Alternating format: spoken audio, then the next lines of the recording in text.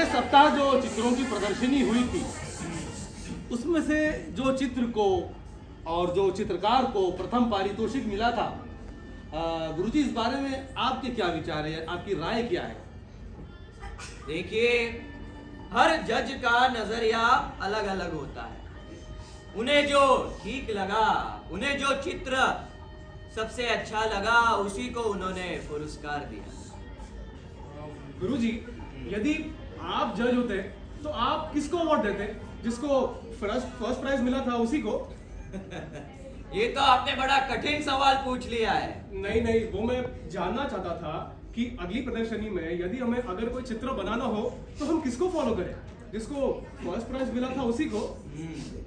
देखो, जब भी आप कोई चित्र बनाते हैं तो सबसे पहले चित्र अपने दिमाग में बनाइए और हर एक चित्र की एक थीम होनी चाहिए। अगर आपके चित्र की एक थीम होगी तो वो चित्र में से कुछ अर्थ निकल सकता है। इसलिए आप नमस्कार सर। योगेश बाबू, आइए आइए। आज स्कूल से निकलने के बाद आपसे पहली बार भेंट हो रही है। क्या करूं सर, एक एग्जीबिशन की तैयारी में लगा हूं। अभी यहाँ से गुजर रहा था तो सोचा आपको प्रणाम करता चलूं। जी शुक्रिया। अब आप आई है तो चाय पीकर जाइएगा। जी आपका भी शुक्रिया। हमारा शुक्रिया किस लिए? चाय के लिए।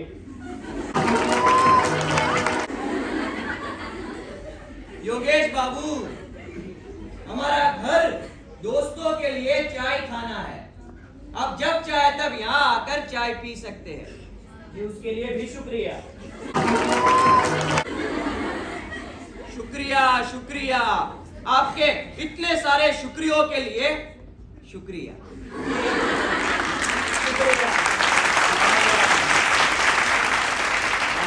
आप लोगों के अगर शुक्रिया की रस्म खत्म हो गई हो तो मैं कुछ बोलूं? अब आप भी कुछ बोलेंगे? बोलिए। जी शुक्रिया।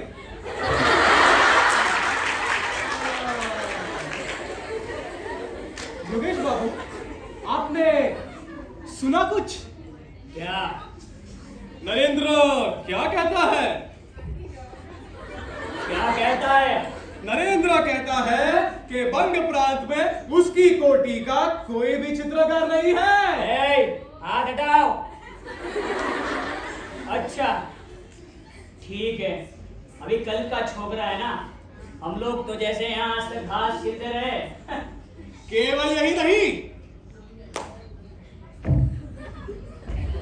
वो आपको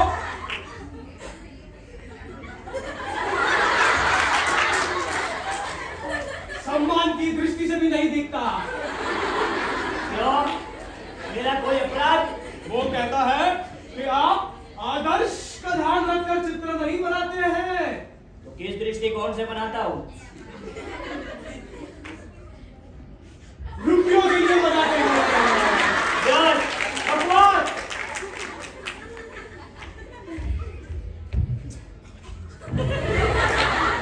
चीन में जो सबसे बड़ा चित्रकार हुआ है उसके भी बाल बहुत बड़े बड़े। यही कारण है कि योगेश बाबू ने भी अपने सिर पर लंबे लंबे बाल उगा लिए। उनके ये मुख पर बिल्कुल नहीं भाते, क्योंकि बचपन में एक बार चेचक के आक्रमण से प्राण तो बच गए, किंतु मुंह बहुत कुरूप हो गया था। चेहरा देखकर सहसा यही जान पड़ता है मानो किसी ने बंदूक में छर्रे भरकर लिपलिपी दबा दिया।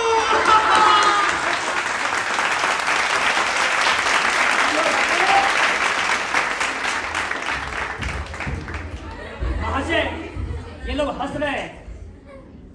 क्यों हंस रहे हो तुम लोग?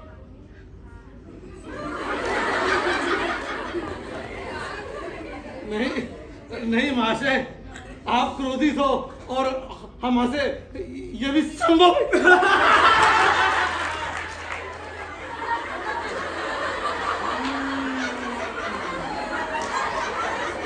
मैं समझ गया, अब अधिक चातुर्य की आवश्यकता नहीं। क्या तुम लोग ये कहना चाहते हो कि अब तक तुम लोग दांत निकाल कर रो रहे थे? मैं ऐसा मूर्ख नहीं हूँ। अरे आप हंसते भी नहीं तो और क्या करते, क्या रोते? लेकिन हम नरेंद्र के दीवाने बन पर हंस रहे थे। नरेंद्र आ गए।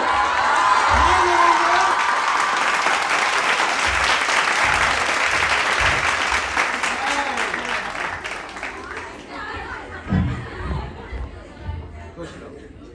बैठो। मैं तो जैसे इस कमरे में हुए ही नहीं।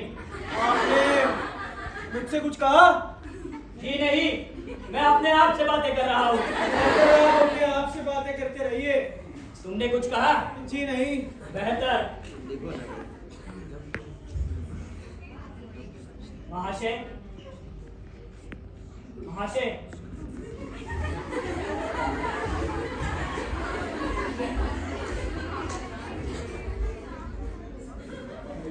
महाशय। अरे भाई जरा आप 2 मिनट रुक जाइए। महाशय, जरा 2 मिनट रुक जाइए।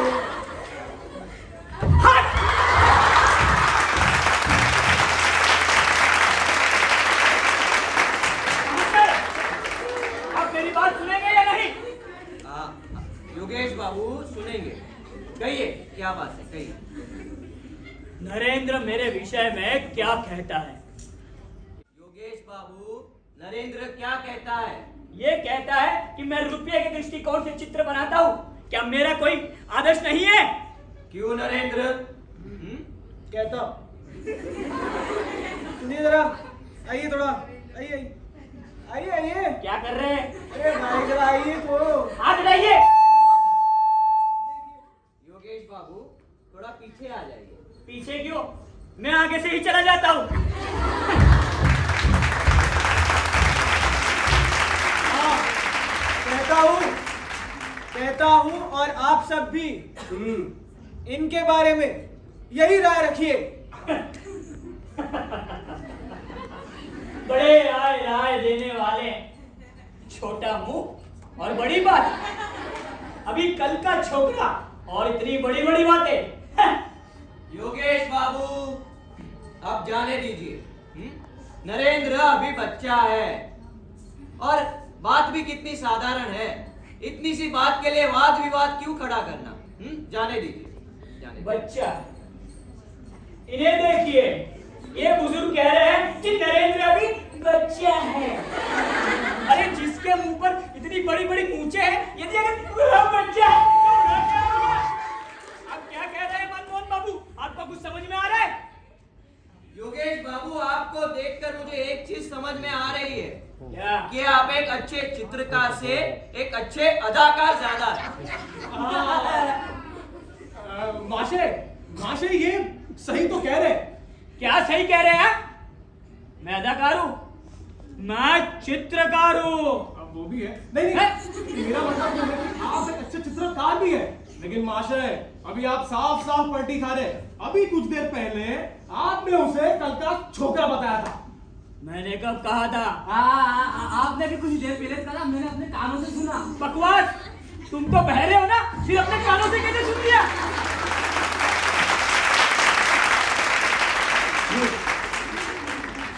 बिल्कुल झूठ। जिसके मुंह पर इतनी बड़ी बड़ी मूंछें हैं, उसे छोकरा कहूं? असंभव है। हाँ तो नरेंद्र, तुम ये कहना चाहते हो कि बंग प्रांत में तुम्हारी टक्कर का कोई चित्रकार नहीं है? आपने कैसे जाना? तुम्हारे मित्रों ने कहा। मैं ये तो नहीं कहता। हाँ लेकिन मैं आपको इतना जरूर बता दूं कि मेरी तरह हृदय रक्त पीकर पूरे बंगाल में कोई चित्र नहीं बनाता। इसका प्रमाण? प्रमाण की क्या आवश्यकता है? मेरा अपना यही विचार है। तुम्हारा विचार असत्य है, असत्य है, असत्य है। 3 बार असत्य कहने से सत्य असत्य में नहीं बदल जाता है? जैसा आप समझे। जैसा मैं क्या चलिए समझा? बैठ जाइए वहां पर। मैं क्यों बैठूं? बैठ जाइए। ये चलिए तुम्हारा घर है क्या? नरेंद्र बैठ जाओ, बैठ जाओ। बैठो।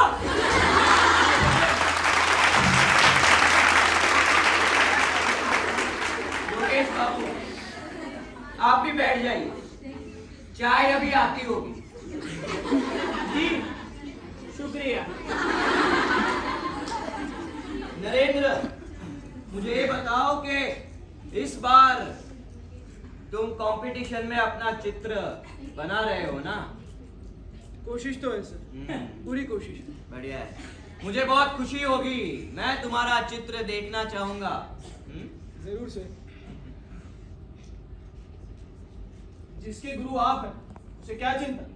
देखिएगा, मेरा बनाया चित्र सबसे अच्छा होगा। सबसे अच्छा होगा।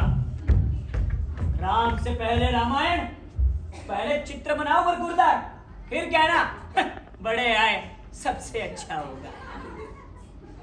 चित्र बनाऊंगा भी और आपको दिखाऊंगा भी, देखिएगा। हाँ,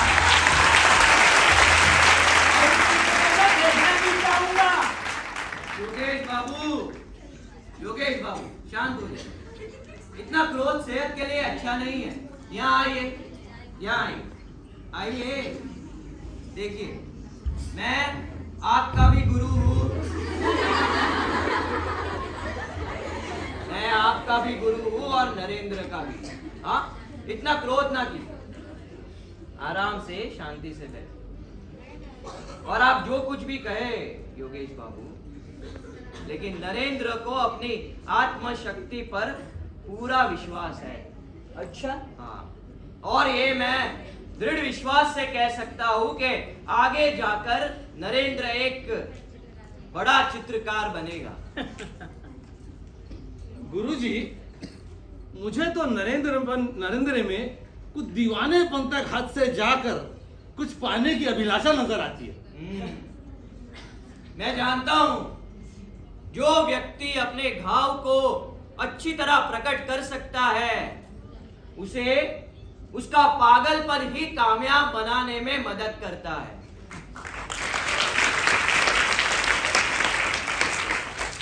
नरेंद्र के चित्रों में एक विशेष प्रकार का आकर्षण है, एक मोहकता उत्पन्न करने की असाधारण योग्यता है। तुम लोगों को पता है एक बार क्या हुआ? एक बार नरेंद्र चित्र बना रहा था, तो मैंने देखा उसकी बाएं हाथ की उंगली से खून का फव्वारा बह रहा था।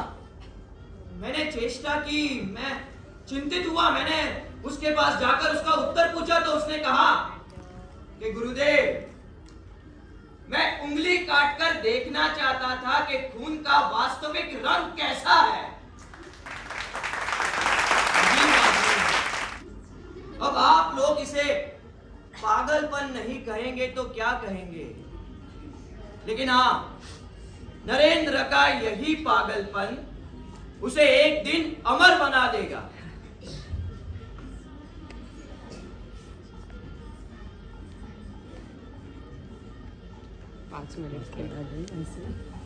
खुश रहिए।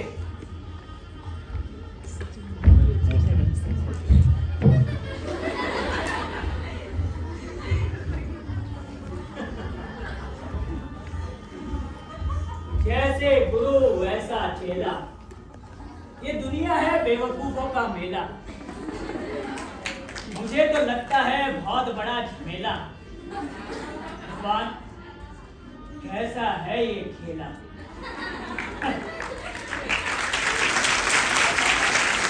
जैसा गुरु वैसा चेला, दोनों के दोनों एकदम ही पागल हैं।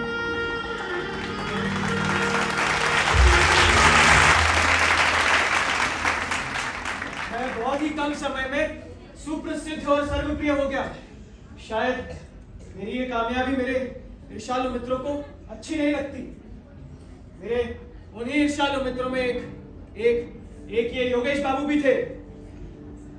मुझमें एक विशेष योग्यता, मेरे ब्रश में एक असाधारण शक्ति।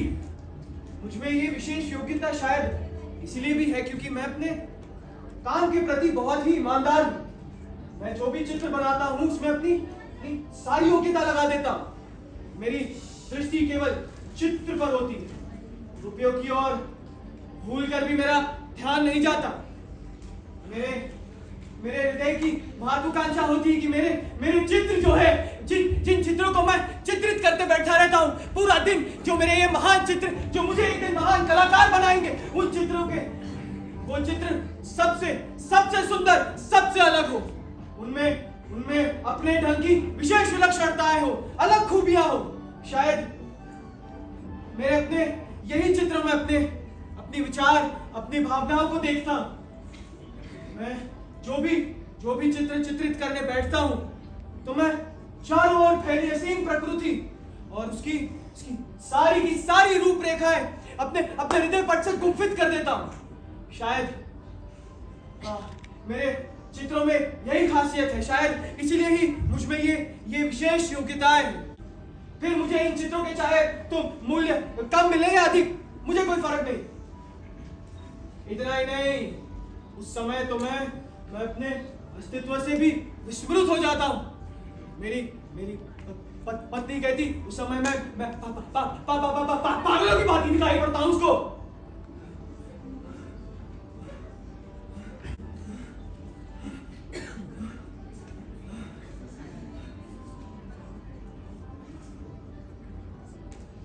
मेरे स्वभाव में सादगी, मैं जो बात सादगी से कहता हूं, लोग उसे अभिमान और प्रदर्शनी से लदी हुई समझते हैं। मेरे सामने किसी के बोलने की हिम्मत नहीं होती,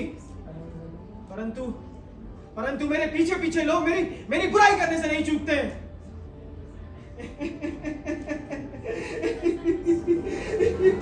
मेरे जैसे व्यक्ति की एक बेटी भी है।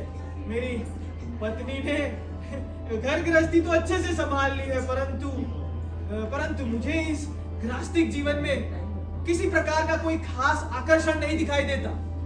मुझे तो बस हर समय धुन लगी रहती है कि किसी ना किसी तरह अपनी चित्रकला में प्रसिद्धि प्राप्त कर लूं। शायद इसीलिए भी लोग मुझे पागल समझते हैं। यदि आप किसी भी हल्की वस्तु को जबरदस्ती आप ये किसी भी हल्की वस्तु को पानी में आप डुबाने की कोशिश करो तो वो किसी प्रकार भी ना डूबेगी, वरन ऊपर तैरती दिखाई देगी। ठीक यही दशा उन लोगों की होती है जो अपनी धुन के पक्के होते हैं। वे ये सांसारिक दुख सुख में किसी प्रकार डूबना नहीं जानते। उनका हृदय हर समय कार्य की पूर्ति में लगा रहता है।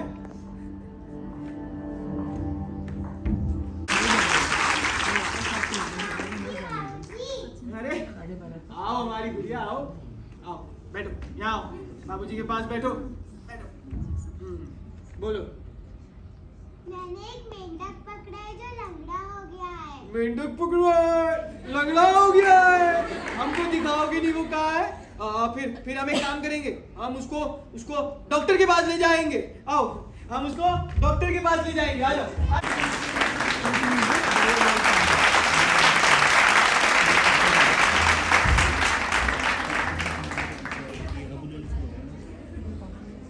प्रदर्शनी आने वाली है और इस प्रदर्शनी में कैसे भी हो अपना एक चित्र तो मुझे भेजना ही होगा। इन सारे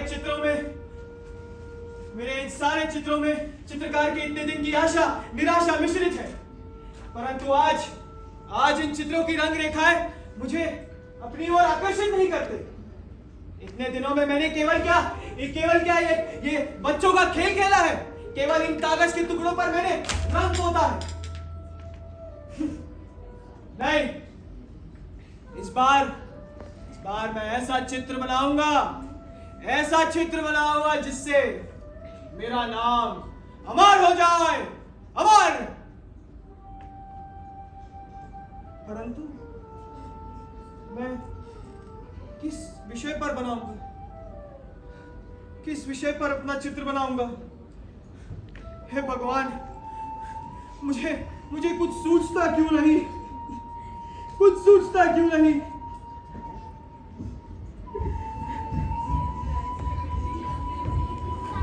बाबूजी, क्या है? आप मेरे साथ भोजन करने तुम जाओ यहाँ से, मुझे तंग मत करो, जाओ। थोड़ा तो खा लो। बिल्कुल नहीं, जाओ यहाँ से। मेरा चित्र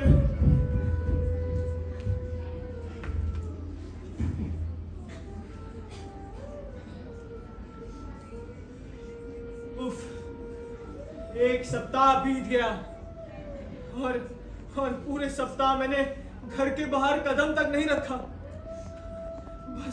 बस घर बैठा यही सोचता रहा हूं कि किसी न किसी मंत्र से तो साधना की देवी अपनी कला दिखाएगी। इससे पूर्व किसी भी चित्र के विषय में मुझे विचार प्राप्ति में देर न लगती थी, परंतु इस बार मुझे किसी भी चीज से कोई बात नहीं सूझती। जो दिन बीत रहे हैं मैं निराश होता जा रहा हूं। इतना ही नहीं, मैंने तो कई बार झुंझुलाकर अपने ये सिर के बाल तक नोच लिए। कितना घटिया हो गया हूं मैं। धरती पर बोझ, लानत है मुझ पर, लानत है।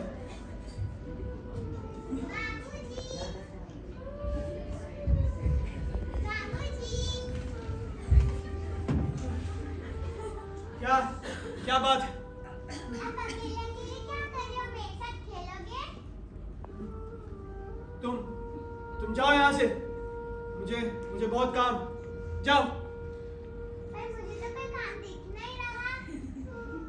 अगर तुम्हें मेरा कोई काम नहीं दिख रहा, इसका मतलब ये नहीं है कि मैं कोई काम नहीं कर रहा हूँ। मैं अपने दिमाग से काम कर रहा हूँ। अभी दिमाग से भी कोई काम करता है क्या? काम दिमाग से होते हैं। जाओ यहाँ से, अपनी अम्मा से कहो, वे खेलेंगी तुम्हारे साथ। चलो जाओ। मुझे किसी के साथ नहीं खेलना, कोई मेरे साथ नहीं खेलता है। अरे हाँ, मुझे याद आया कि आपके टीचर साहब ने आपके लिए चिट्ठी भेजी। लाओ।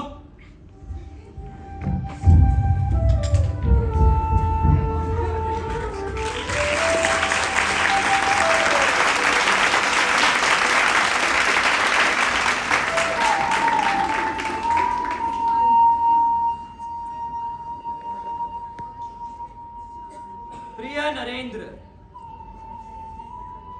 प्रदर्शनी में अब कुछ ही दिन शेष है।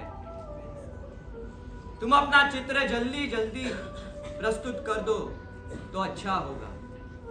मुझे लिखना कि तुम्हारी तैयारी कहां तक हुई है, चित्र कैसा बना है। योगेश बाबू ने अपना चित्र चित्रित कर दिया, मैंने देखा है, सुंदर है, लेकिन मुझे तुमसे उससे भी अच्छे चित्र की अपेक्षा है। मेरे लिए नरेंद्र तुमसे प्रिय और कोई नहीं। मेरा आशीर्वाद तुम्हारे साथ है।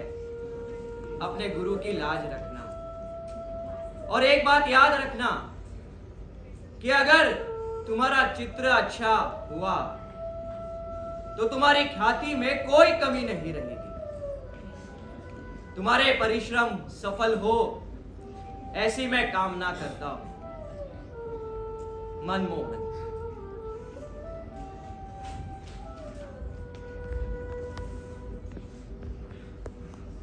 केवल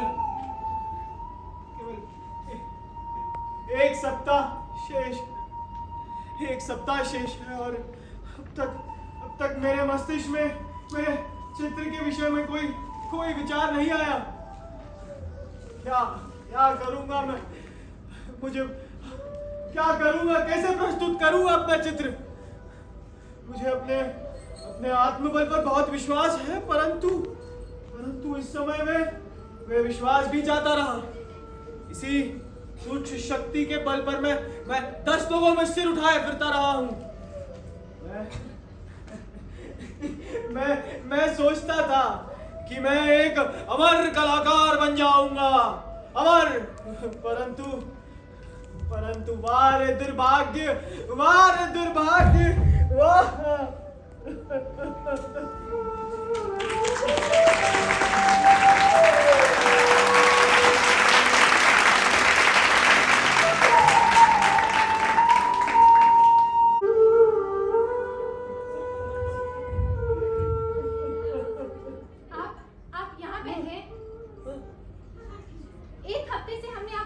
देखा है। मुन्नी बहुत बीमार है। क्या हुआ उसे? उसकी तबीयत बहुत बिगड़ गई है। कैसे? क्या हो गया? वो बिल्कुल अचेत पड़ी है। अचेत? तुम जाओ उसके पास। तुम जाओ, मैं आता हूँ। जाओ।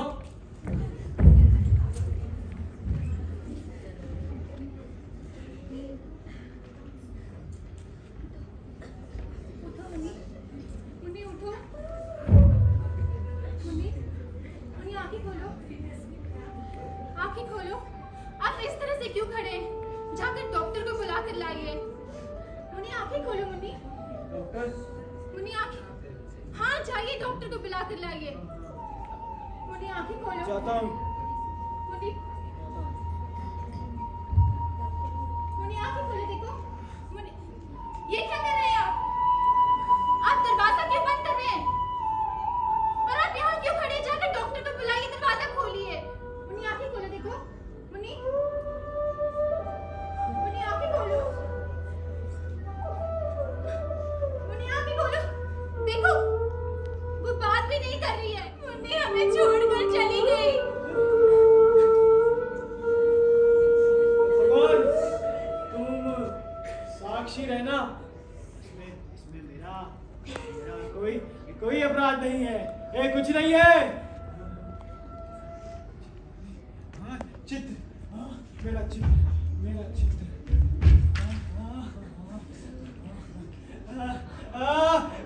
मेरा महान चित्र। मेरा महान चित्र। मुन्नी, देखो, बाबूजी से बात करो। मुन्नी, उफ, ये असहनीय है। आओ, तुम भी मेरा चित्र देखो। आओ, तुम भी मेरा महान चित्र देखो। डॉक्टर, मुन्नी के लिए आओ। डॉक्टर, मेरा चित्र तैयार हो गया। मैं अमर हो गया। मेरे चित्र का नाम होगा अंतिम प्यार। चित्र में चित्रित हो गया है एक माँ अपने बच्चे का मृत्यु शरीर हृदय से लगाए अपने दिल के टुकड़े के चांद से मुखड़े को बार चूम रही है और रो रही है। लेकिन मेरा चित्र तैयार हो गया जिससे मैं अमर हो जाऊंगा। अंतिम प्यार। मेरी बेटी, अंतिम प्यार, मेरी बेटी का अंतिम प्यार।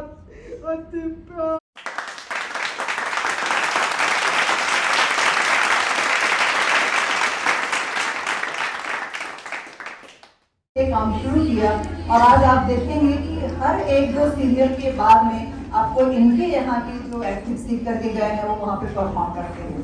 तो ये जितने भी साहित्यिक क्षेत्र से जुड़े हुए हैं, उतने ही सामाजिक क्षेत्र से जुड़े हुए हैं और उतना ही मुझे नहीं लगता कि कोई महाविद्यालय ऐसा हो जो मुजीब जी को न जानता हो या जो मुजीब जी के कार्यक्रम को अपने यहाँ न परफॉर्म कर रहा है। मुजीब जी आपका बहुत धन्यवाद करती हूँ और आप इसी तरह से हमारे यहाँ करके आते रहिए और इस तरह के कार्यक्रम बच्चों को फायदा मिलता है। उनका वो कहावत है ना, सफर में चल पड़े हैं भीड़ तो मिलेगी, दोनों को बीच में से अगर निकल सको तो निकलो। मुजीब जी उसी बीच में से राह निकल गए हैं और वही आप लोगों के लिए है कि आपने भी अपनी जिंदगी में मन मिलेगा, माँ बाप प्रदर्शन करने के लिए आएंगे। तो ये आप लोगों के लिए एक प्रेरणा भी है कि आप सीखिए कि कैसे कैसे लोग आपके बीच में आ रहे हैं और अपना काम कर रहे हैं। बहुत बहुत धन्यवाद मैडम। राकेश जी आपका भी बहुत बहुत धन्यवाद।